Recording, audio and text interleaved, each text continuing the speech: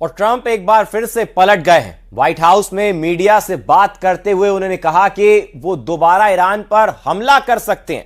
Trump ने धमकी दी है कि ईरान पर मिसाइल हमले शुरू होने में सिर्फ 1 घंटे बचे हैं। ट्रंप ने चेतावनी दी है कि यह सबसे बड़ा और भयानक हमला होगा। ट्रंप की नई धमकी संयुक्त अरब अमीरात के एटमी सेंटर पर ड्रोन धमाके के बाद आई है। ईरान ने भी इराक के कुर्दिस्तान में मिसाइलों की बौछार शुरू कर दी है।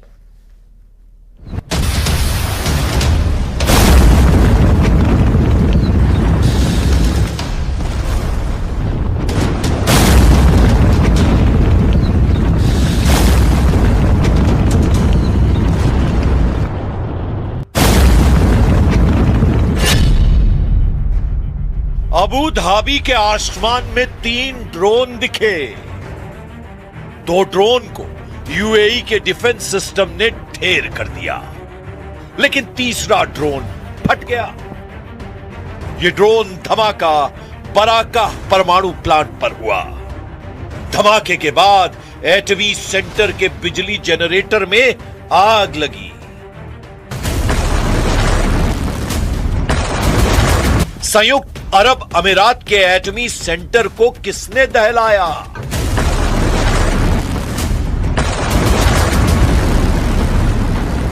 क्या ये ईरान है या फिर कोई और? यूएई ने ऐलान किया है कि उसे बदला लेने का पूरा अधिकार है, लेकिन वो बदला लेगा किससे?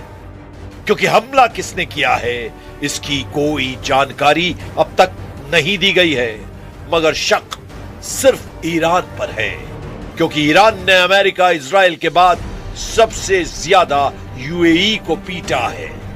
युद्ध के दौरान ईरान ने 2800 से ज्यादा ड्रोन और मिसाइल से यूएई पर हमले किए हैं।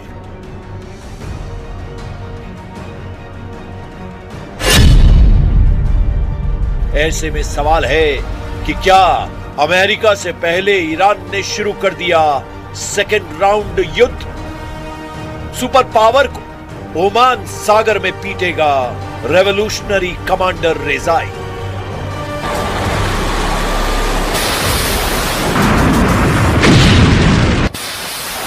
हॉर्मुज में ट्रंप बैकफुट पर है। ईरान में ट्रंप का कोई दांव नहीं चल रहा। यूरेनियम पर ट्रंप की ईरान नहीं सुन रहा है। ईरान ने क्लियर कर दिया है कि कतर वॉर गेम में सबसे सॉलिड प्लेयर बन चुका है।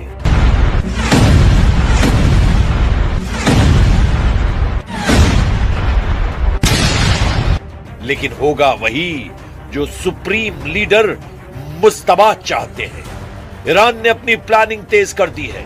ईरान कई मोर्चे पर हमले शुरू कर चुका है।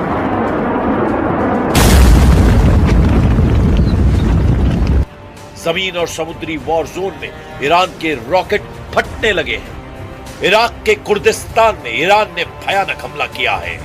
रेवोल्यूशनरी लड़ाकों ने दावा किया है कि कुर्दिस्तान में अमेरिका और इजराइल से जुड़े समूहों पर हमला किया गया है। ISNA समाचार एजेंसी की रिपोर्ट के मुताबिक अमेरिका से हथियारों और गोला बारूद की एक बड़ी खेप को हमले में तबाह कर दिया गया। दूसरी तरफ अमेरिका ने अभी हमले को टाल देने का ऐलान कर दिया है। आखिर ट्रंप ईरान पर हमला क्यों नहीं कर पा रहे? सिर्फ खाड़ी देशों के कहने पर उन्हें अपना प्लान बदलना पड़ा है। यह बात इजराइल को हजम नहीं हो रही है, जबकि ट्रंप ने बताया है कि उन्हें कतर के प्रधानमंत्री अल थानी ने ईरान से समझौता कराने का वादा किया है। कतर के साथ ट्रंप को सऊदी अरब और यूएई ने डील फाइनल कराने की गारंटी दी है। Gonna let Iran have a nuclear weapon. So I was called by these 3 countries plus others, and they're dealing directly with our people and right now Iran, and there seems to be a very good chance that they can work something out. If we can do that without bombing the hell out of them, I'd be very जिन देशों के वादे पर Trump ने हमला रोका है, उन्होंने Trump से हमले के बाद होने वाले नुकसान का जो अनुमान लगाया है, उसने अमेरिका के होश उड़ा दिए हैं। कतर ने ट्रंप को समझाया है कि अगर दोबारा युद्ध भड़का तो ईरान खाड़ी के दुश्मन देशों के तेल और गैस ठिकानों को बर्बाद कर देगा। एक्सियोस के मुताबिक ट्रंप ने जब सऊदी अरब और यूएई के लीडर से फोन पर बात की तो उन्होंने भी गैस और तेल ठिकाने के बर्बाद होने की दुहाई दी।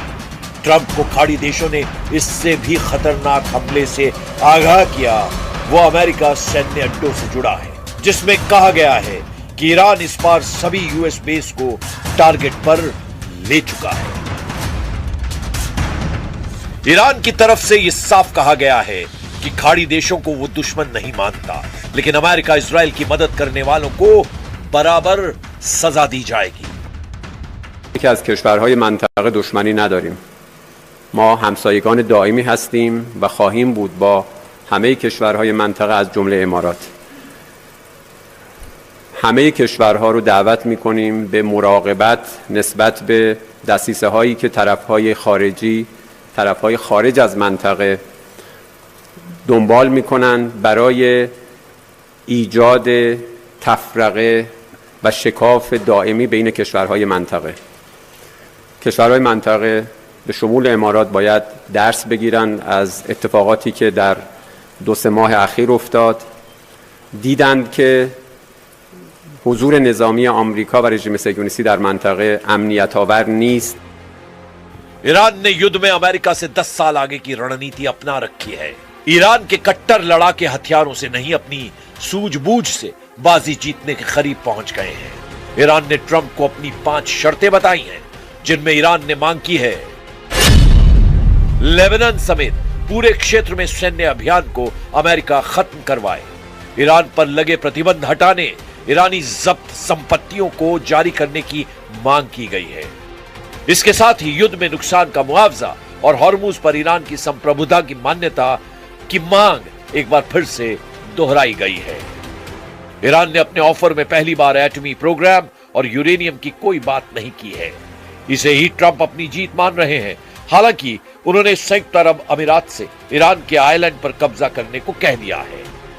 द टेलीग्राफ की रिपोर्ट के मुताबिक ट्रंप ने यूएई को ईरान युद्ध में सीधे तौर पर शामिल होने के लिए उकसाया है। ट्रंप ईरान के लवान द्वीप पर कब्जा करना चाहते हैं।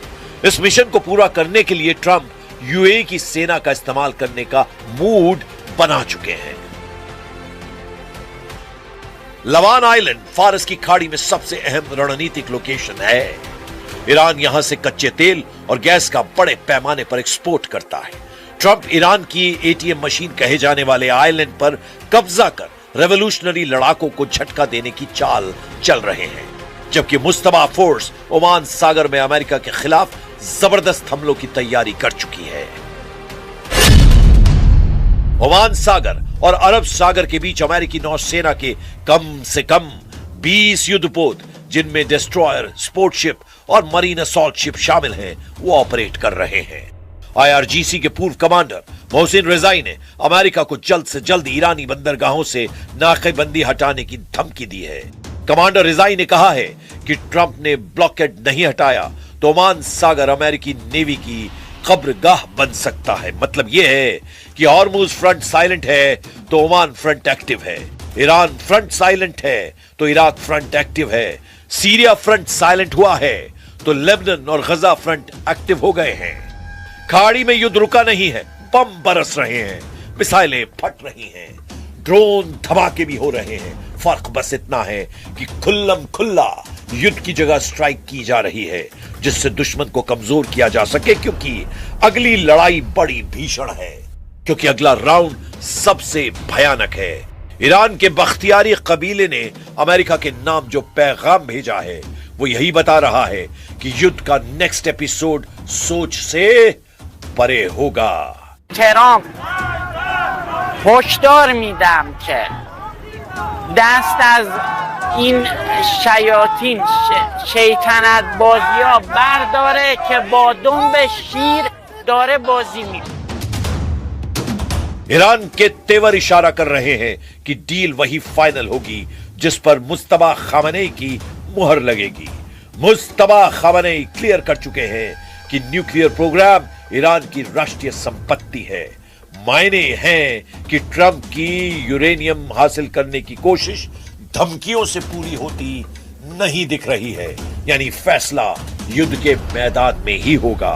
और यह भी कि ईरान के पास एटम बम होगा या नहीं, ये ट्रंप नहीं, मुस्तबा तय करेंगे।